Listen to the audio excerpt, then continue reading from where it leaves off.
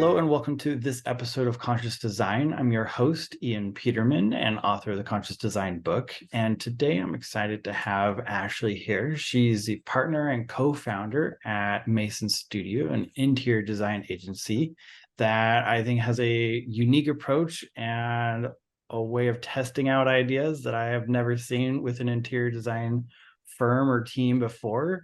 And I'm really excited. So welcome to the episode. Great, thank you. Thank you for having me in. Yeah, so everybody loves a good origin story. So could you take us back a little bit in time to when you actually started your studio and got into it? How'd you do that? Sure. Well, I hope I can live up to those expectations of a good origin story. Um, Mason Studio started 12 plus years ago. But before that, interior design and design in general has always been something that was near and dear to my heart growing up as a child. I always fundamentally understood that interior spaces really change the way you feel in space. I was one of those kids that always moved around my furniture in my bedroom and kind of sketching out floor plans and houses. And I was really sensitive to my physical environment. So I went to school for interior design, and while at university, I met my business partner, Stanley. And that was about 20 plus years ago now that we were in design school. And he and I, we say we're friendly competitors. We were friends in school, but we really appreciated and admired each other's work ethic. And we really pushed each other in terms of our projects and our development within design. From there, we worked at a number of firms together, just as design students, as interns, and then as young designers. And we went our separate ways, in the beginning of our career. But we always had in our minds that there was something that we wanted to contribute to the design industry here in Toronto, where our business is based. And so about 13 years ago, I was on holiday and traveling in London in the UK, where Stanley was working at the time. And he and I got together for a beer or two in a pub or two when we were in London. And yeah, we're really just talking about what we could see for our futures and how we really wanted to carve out a path for ourselves that could really contribute to creating senses of belonging and using design as a way to make social change. And so perhaps it was our naive, youth where we were feeling the sense that let's just try this out and do this, do something together. So Stanley ended up moving back to Canada, and that was about 13 years ago. We spent about 6 months preparing a business model, getting a website up and running, doing a photo shoot just to have some marketing material to get our business off the ground. And then Mason Studio was born. Awesome. Well, I love that this is something that you have been thinking about since you're a kid. You're aware that I wasn't aware of my room when I was a kid or that kind of thing. So it's great. My mind was in other places and products. So it's great that you have this. You've been thinking about this for your entire life, really, and now are able to bring that experience in college and doing the work and build it all into something where you're able to create amazing spaces.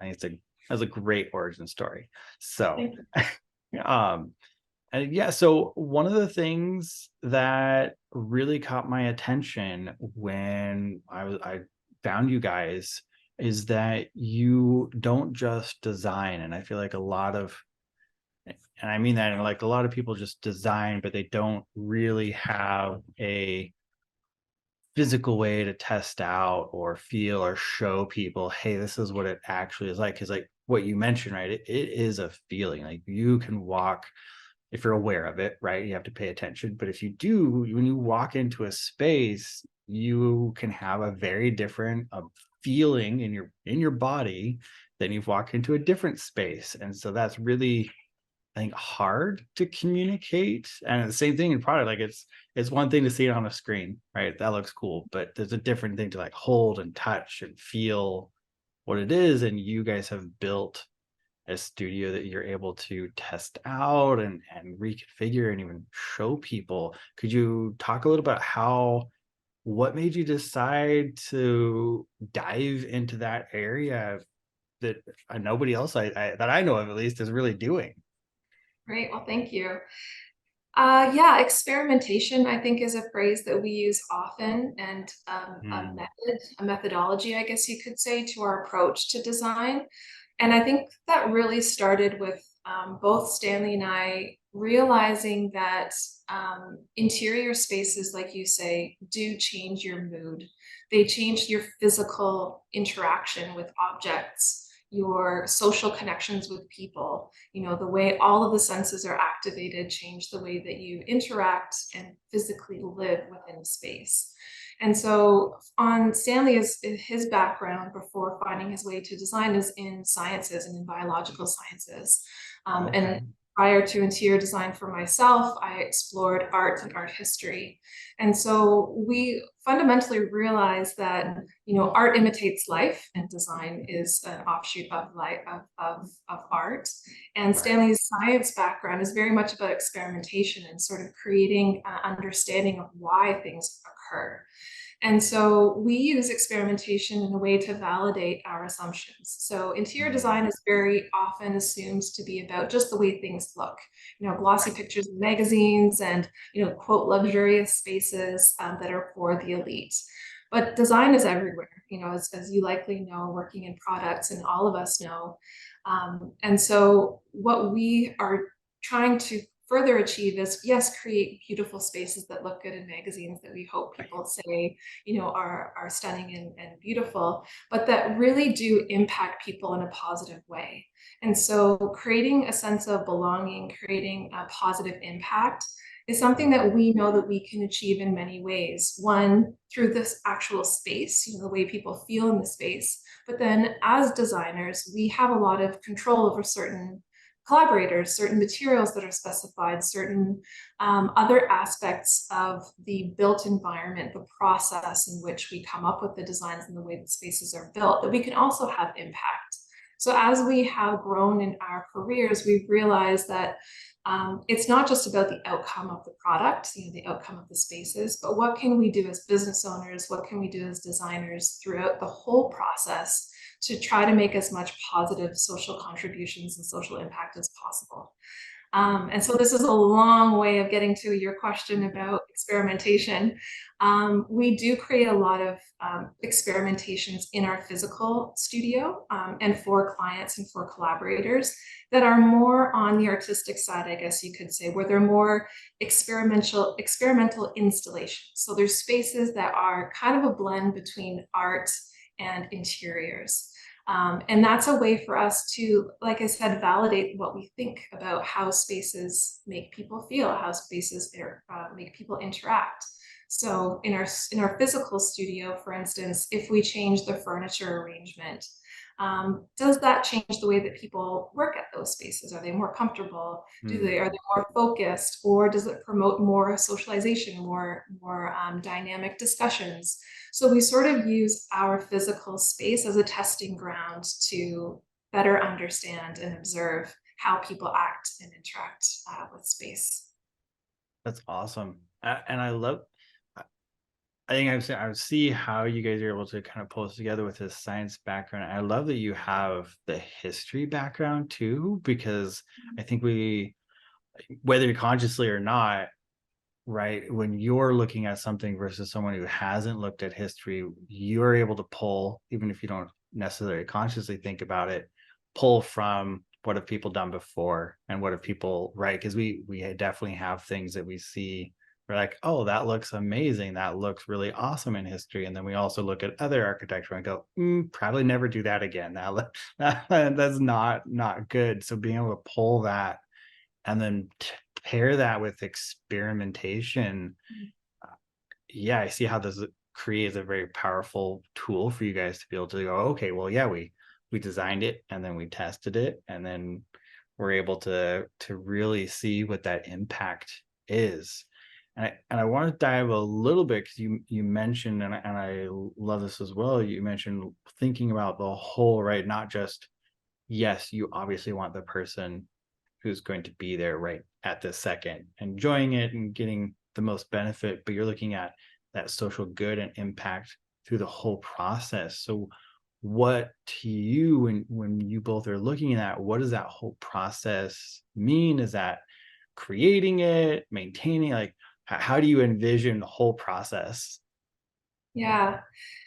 Yeah, that's a big question. I Yeah. think um, it's taken us some time, I think, as a company and even as individuals to understand what our overall goals are to be able to modify that process to work within it. Mm, So, like I said, creating a sense of belonging is something that's really important to us.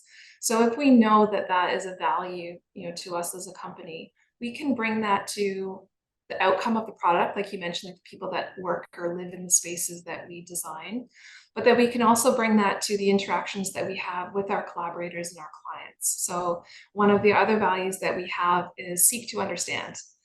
So that means that we always enter every conversation with a client, with a collaborator, with a consultant, with our users to ask really important and deep questions and not come into the conversation expecting that we have all the answers. So that's that's good. maybe kind of an ambiguous way of answering your question, but we we're trying to better understand how we can create value of not just the product, but the whole experience. And I think another really great example is our physical studio. You think of an office as a place where people have to work. And that's, of course, what we need to achieve through our physical studio and our environment. But it was always a goal of Stanley and I, when we first started Mason, to own our own space, at around the 10-year mark of our company, if we were still around then. And 2 years ago, when we were hitting our anniversary of 10 years, was in the middle of the pandemic. And we were very fortunate to kind of have this confluence of circumstances that really propelled us to bring that original goal and vision to life. So we did purchase a building and went through an extensive renovation. And last September, we opened our new physical home and our studio for our team. And so in creating this studio, it would be straightforward to say this is an office for an interior design firm, so we need XYZ in the space. But in order to really try to imbue a sense of experimentation through our physical studio, what we've done is really opened up the space and think about it as a cultural hub. So yes, this is a home for our design team, but it's also a gallery space where we welcome collaborations with affiliate companies or organizations or certain individuals that we feel aligned with, that we want to promote and give them an opportunity to showcase their work or use for other events. We have a library that we have compiled over the last year or so that is a kind of a dynamic space for people to contribute to and to take from, and it's open to the community at any time. It's also a great place for our team to work because it's a little bit quiet and introspective, almost like the stacks of a library space. Um, Awesome. and then and then we have like a double height atrium space that we're always creating a physical exhibition within. So this is a space where our team can get their hands dirty, build something, so that collaborators and friends and colleagues that come always are seeing something new and different that sort of is a testing ground for new construction techniques, new materials, and then also new spatial organization so that people can feel different in the space. So I guess this physical space as Mason Studios home is sort of a manifestation of that experimentation as process value, where yes, the output of what's coming out of our doors and out of our inboxes is interior designs for clients, but the way that we're operating it is a little bit different to really live those values. Yeah, I love that idea, and I love that you're allowing the community to be in it and see it, right? You're not just, because I feel like a lot of times, especially big design firms, like they wall off. They're like, oh yeah, we're unless you work here, you'll never see anything we're touching remotely, right? Mhm. So that's great that you're able to take these values that you have and you're able to really build it into your company and how you're showing up and your process, and it isn't just, oh, we design social good for other people and most positive impact, but like we also work in cubicles in a dark hole in order to do that. So I love that you guys are embodied, like, yeah, you do that for your clients. You're able to create those amazing space, but you're also going, yeah, and we also do that for our own team and our own business. And we're actually doing those things. So we're living and breathing it. And I would imagine that makes you even more effective because you're not disassociated from, you're not just doing it for other people. You're able to have your team go, oh, I'm working in this space, and they're part of creating that space or having input even, and they're able to see that rather than just, I feel like especially with digital design, it's easy to get this very isolated, like I'm sitting over here in my computer, and then you're going to go exist in or around whatever I design, and I'm never in it in some way. So I think you've done Absolutely. an amazing job, and I'm surprised more people haven't thought of this, other than it's just like kind of the way it's always been, I guess. I mean, because it seems so a lot. Now that you've like laid it out, you're like, oh, this, of course, like this produces better design and better process. So it's kind of, I don't know, maybe you probably have some thoughts on why or Yeah. how it's kind of not been done before. Yeah, it's interesting because when you think of the design industry as a whole, there's lots of different sectors in design, and a term that we all use is that we're collaborative, right? We design often isn't done in a vacuum. There's so much influence, and interiors and creating experiences and spaces is so multidisciplinary. We have to understand lighting, we have to understand color, sound. We have to Yeah. understand, HVAC and the technical requirements around building technologies, furniture, upholstery. Like there's so many layers to what we need to know, let alone just the fundamental principles and elements of design overall. And so collaboration is something that all designers are a part of. But I think how we define that is different for everybody and different for every business. Mm, Some businesses collaboration is a little bit more digital or more kind of linear.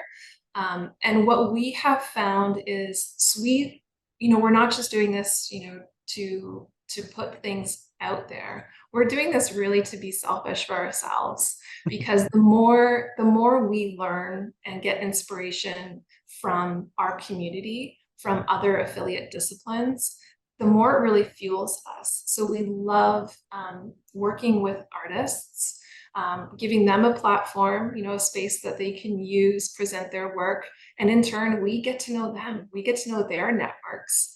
And right. similarly with other committees, I mean, we are a sponsor of the Design TO Festival, which is an incredible festival that's been running for over 10 years across the city. And when we created our studio, we made a partnership with them that we are also their home base. So they run their offices out of this studio as well.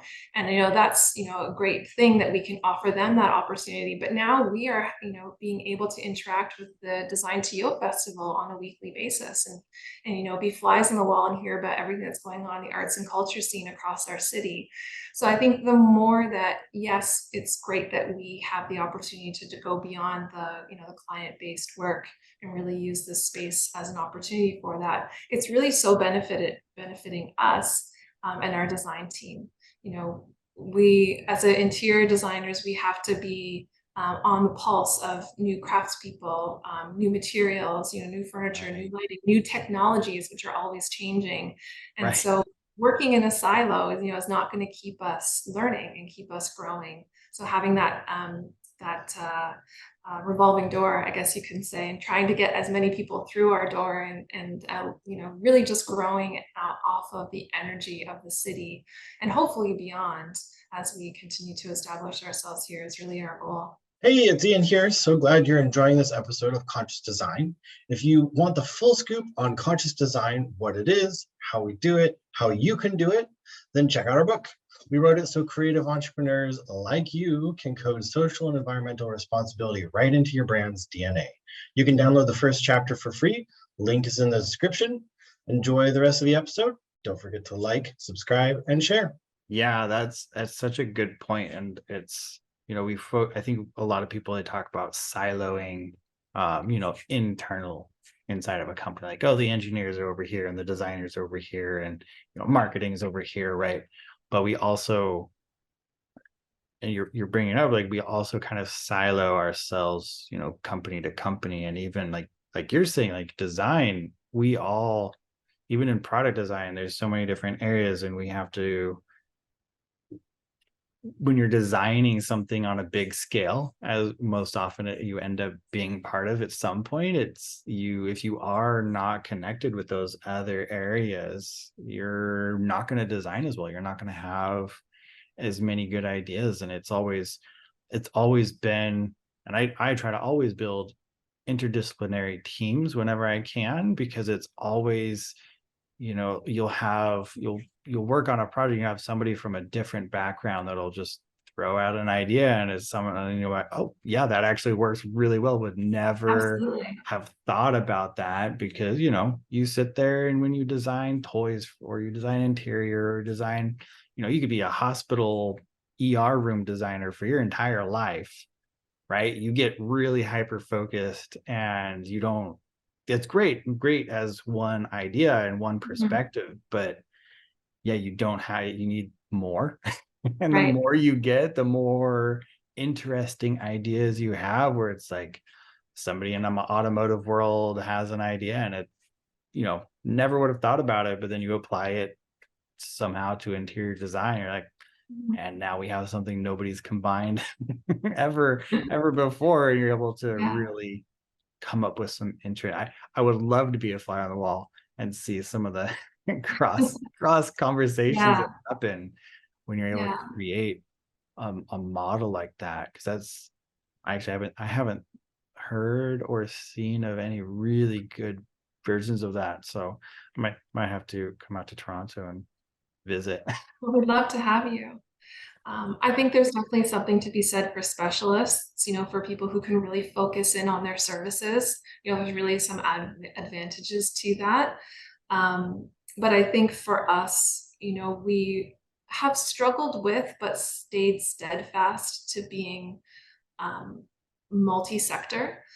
So as a portfolio base, we do a multitude of types of spaces. So we are working on multi-unit residential design. We are working on hotels and hospitality, restaurant spaces, retail spaces, single family homes, even small scale kind of pop-up shops. We did a juice bar cart for a market once. There's really nothing too small or too large. We work locally here in Toronto. We work nationally around the country. We're even working out in Shenzhen, China, and Shanghai, so that we are trying to build our business where it's around the ideas that we bring, rather than the specialty of a certain sector. And of course, there's complications in that, in trying to get our message across. But we fundamentally feel as though that the design process is boundless in terms of it being applied to different scales and different locales or different places. And so it's really just about ongoing learning, as you mentioned, just absorbing as much as we can and applying it to all these things. Something that we're trying to do a little bit more of in the studio, that we hope to be a bigger part of our future, is actual fabrication with our team. Okay. I don't know if I'm going to digress the conversation here, but a story around the origins of Mason Studio as our name. Obviously, coming up with any name of a company is extremely difficult. It's like naming a child. It's going to last for an incredibly long time, and everybody has their affiliations with it. But Right.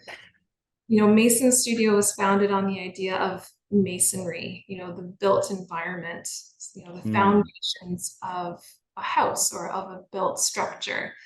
Stanley's father and my grandfather are both immigrants to Canada, and they were both stonemasons. They worked with their hands with stone and masonry. That's And awesome. on a personal side, all of the people in our lives, both of our parents and our grandparents, were very influential to sort of give us that work ethic, to be rigorous and do well in the world. But Mason Studio is an attribute to that, where as interior designers, we often just issue paper. They're ideas Right. and designs that are drawings that somebody else has to execute. I mean, yes, we are facilitators, we're coordinators, we're there throughout the whole process, but we don't actually physically build anything. We rely on and gain the expertise from the craftspeople that build our work. So, Mason Studio and its title is sort of a homage to those that take our ideas and actually make it a reality. But what we want to be doing more of in our studio is more fabrication. So, we got a Mm, 3D printer this year. We got a sewing machine. When we were building our studio, we we're physically, creating special finishes on the wall, building light fixtures and installations. We often work with craftspeople, but we hire, designers who often have varied backgrounds and lots of hobbies and experience. And, people often find their way to design in a different way, and they right. bring so much passion and experience and other interests.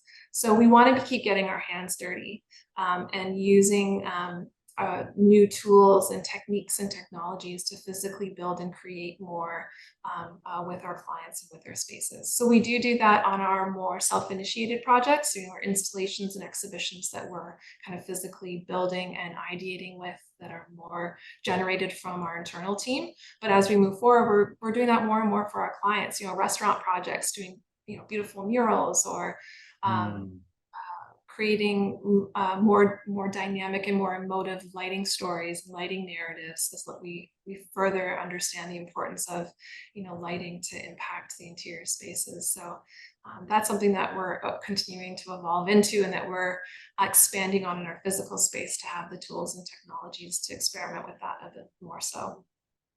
I love that idea because my degree and background is industrial design, and so it's very hands-on. Like you go to shop class and like you're very much like, oh yeah, you're gonna draw it and you're gonna go make it. And I think that really helps in that design process because you're actually touching everything. You really understand what you're building, and you have to get familiar with different materials because you're gonna cut it, you're gonna form it, shape it, whatever it is, right? So you're get that experience. And yeah, that's something that interior designers don't, I don't as much. I never saw them in the shop. It was all all just the industrial designers. We had interior, we went to college with interior designers. Um, but yeah, I love that idea because you're able to pull in some of that tangible. Okay, yeah, you're gonna have someone, you don't have to become a master at sewing, but if you know and really understand, then you're gonna have probably more appreciation, but then also know what you can do and what you're actually asking someone to do when you're like, no, sew it like this and make this patterns and stuff. You know what you're actually asking rather than just, it looks good on the drawing. I made it, just make it make it happen somehow. So Yeah. that's great. That's a very unique approach, but I love it because you'll be able to do more and show more too. Like you'll be able to, I'd imagine you could, I don't know how you prototype in interior designs as much, but that would be an interesting option, right? Of being able to actually Mhm. kind of see and feel and touch more before you commit to an entire room, right? And go go all in on a hotel, seeing it more and having that tactile response to it. Um, Mhm. yeah, that is great. That is exciting. And I think another great opportunity with having some of these tools and being able to create things in our studio is that it offers us ways to engage with other craftspeople and other artists, to sort of offer our space or our tools, to them and the greater community. So we've held Yeah. workshops, in our studio too, where we'll have a guest woodworker, come in and do a little workshop. We did a workshop with children earlier in the year, Oh, that's and, awesome. and families, because we're always trying to engage a community of people that may not understand or be associated with, quote, design or interior design. So thinking about children, I love that. inviting them to a space like this is a space that might be different from, the day-to-day of a younger child or a family, and having a little workshop to show how materials come together and having something to walk away with. So I guess an example of how, those tech tools and technologies aren't just for ourselves and for our, design team to fuel the project work, but how we can, again, continue to use our space as a cultural hub to invite the community in, to engage with other craftspeople, to continue to learn with and for one another, but then to strengthen the community and kind of democratize design a little bit. We're very aware that our studio or any design studio can sometimes feel very precious, and intimidating to walk into. And Right. we want to try as much as we can to sort of break down those barriers, and offer a space that is very welcoming, that's very inclusive, that has a little bit of something for everybody at different times of the year. So we are kind of working on programs within the studio that are activities and, Mm, workshops, so that those can be driven by people that are approaching us as well, who see our studio and see the opportunity and say, like, hey, can I host this event here? Or, and then our team can get that energy and dynamism from them. So yeah, it's all cross-pollination, I guess, in our office. that's awesome. I love it. I'm excited to see how that grows, and hopefully other people start to pick up on this, because I love the idea of design. It's more like a community design hub where, yeah, you do real work, but you also have all these interactions and ability for art and design. And although you're doing classes too, like, it just really expands the space into being more valuable and more really to your goal of having a positive impact and social good. Like, you can do that. The more people you impact positively, the more you're able to really accomplish that goal of yours. Mm. Yeah, and I think the one of the biggest most satisfying things that come out of these collaborations and of the studio is when we see the progression from a self-initiated event or, a collaboration that we do internally then translate into client-based work. So for instance, if we host an artist event here and it's an up-and-coming artist or somebody that we feel is deserving of our contribution of our space, for their work or for their initiative. And then perhaps we have a client come in for a presentation the following day and we're, talking about interior design in their building. There's often crossover that happens there where, perhaps that artist or that exhibition that we're creating ends up finding its way into a client-driven project. And so we Mhm. also see how our connections and, developers that we're working with, business owners that we're working with, they want to find, great people to be collaborating with too. So the more that we can Right. be this internal network, where, everyone wants to do well in the world and make, positive contributions. So if somebody is, looking for furniture for their restaurant, and we can say, if you buy this furniture, it's supporting this and it's made here and it's, these materials are, sustainable or a better selection than these ones. If we can kind of be that educator, of course, our clients want that information too. So I think the most Right. satisfying thing is when our practice isn't divided into two. We're doing interior design for this team and we're doing self-initiated fun stuff in our studio for this side, but really how they interact. And so they can fuel off one another, and everybody wins. So we really hope that our studio will just continue to grow with that culture, with that community hub, more interactions, more people, more events, more collaboration, so that it's not forced. It just becomes a natural place where these connections and this symbiosis happens. And there's a couple of projects that we're working on right now where we're designing incredible interior installations. spaces that are really emotive and really immersive. And they have been because of friends and collaborators coming to see our exhibitions and getting inspired by it and saying, you know, we want that in our space, in our restaurant, in our hotel, in our condo lobby. So it's not mutually exclusive, which is really exciting. That's awesome. That's awesome that people are seeing it and they're loving it and going, hey, can we make this for us too? I mean, that is definitely winning. You're doing are doing it right. People are seeing it and they're seeing the value, which I think is great because right, they can come to your place and they can see it and they can be in it and experience it. And that I think sometimes we really have to experience those things and go, oh, I experience, yes, I want more of that and I want to give that to other people. And then like, yeah, do it in my lobby, make it like this, which is great. That is so awesome that you guys are able to do that. Yeah, it's a lot of fun too, because I think what we try to do in our studio too is have installations and exhibitions that are just quick. You know, sometimes we develop them and actually build them within a couple of days or a week. So it also shows, you know, the design doesn't have to be expensive. To create a space that really has impact can come together quickly.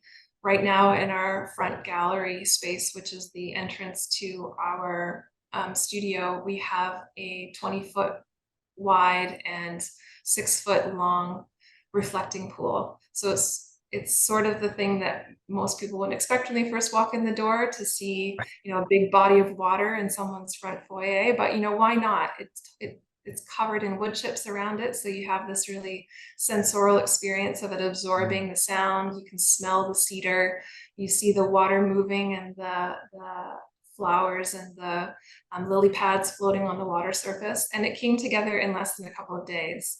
But it has a lot of impact, right? So I think it's things Awesome. like that that show our clients that, you know, it takes ideas, it takes a little bit of bravery, but we can do a lot, you know, with a little, and everyone's Right. up for that. So it's a fun playing ground here. Awesome. That's amazing. I'm excited to see you guys grow and hopefully see more of these installations. Hope you do lots of these for people around the world and get them more popular. That would be great. So, Yeah. Well, this has been great. I love your guys' process. I love what you guys are building. It's great to see someone taking interior design, you know, the agency model we all know, and kind of giving it, I don't know, it's not tipping it on its head maybe, but putting it at a 45-degree angle and trying trying this new direction that no one else is. I've never seen anybody do anything similar. And so it's great that you guys are doing it and is getting well received. Like you have people loving what you're doing enough to ask you to go do it for them, which is great. That's great that other people are seeing the value there as well. Kind of to wrap up, I know you mentioned a few things, but is there anything else that you guys are looking into the future a little bit, things that I know you're going towards, how can we make some more things in our studio and add that? Is there anything else where you guys are looking at a little, well, we want to add or play with right now that you can talk about in terms of where you guys see in the future of your teenager stage company? Really, when you get there, it's definitely a teenager stage, still yeah. figuring things out, but you're not rock solid, you're not stuck in your ways yet. Mhm. Yeah, I mean, we've gone through a lot of growth and a lot of change over the last few years. I think everyone can likely say that coming out of the pandemic, but us probably even more so, you know, moving into a new space and doing a full renovation and now really being settled in. So I think what we really look forward to is living this vision, and the opportunities of the collaborations that we have ahead of us. So this fall, we have Making Art, Making Change, a collaboration that we're working on for our gallery, the next one coming in a couple of months. So just more connections like that, where we can connect with organizations, people, companies who are doing great things, and we would support them, and in turn, you know, learn more about how we can make an impact through the tools that we have, which is interior design. And then we're always looking for collaborators, people who are building spaces and places who want to bring on interior designers or other disciplines who have a like-minded approach, you know, to think differently and make an impact through the work that we do. So we're always looking to be diverse, you know, looking for collaborations with developers, restaurateurs, people opening retail spaces, people opening offices, but we know nothing is sector specific. The way that we're working is flexible, the way that we're using hospitality spaces are flexible. So it's also really exciting to think about how interior spaces are really changing, because the way that we're living and working and entertaining has changed so much. So yeah, what's on the horizon for Mason is just really to kind of expand on and live in this cultural hub and continue to connect with clients and collaborators who see the world as an optimistic place in the future and want to kind of do our best to make it the best future that it can be. Amazing. Well, yeah, I love this conversation. It's been great to learn more about the backstory of how you got here. And yeah, I'm excited to see where you keep going with everything that you're Thank doing. you. For everyone listening, what's the best way to find you guys, be able to work with you, or just learn more about the unique things you're doing? Yeah, absolutely. Well, our website and social media profiles are a great place to find us. So Mason Studio on Instagram and masonstudio.com are our website. We are always using Instagram in particular to talk about the projects going on or events. And you can sign up to our newsletter through our website, where we'll be sending out any invitations to events that are going on. And we keep tabs that way through collaboration. So yeah, hope to hear from you. Awesome. And we'll have that in the show notes for everyone. So again, thank you so much. I really Thank you appreciate again. it. This has been fun. I really appreciate the opportunity to share about our work and process. So thanks for the invitation. It was great chatting with you.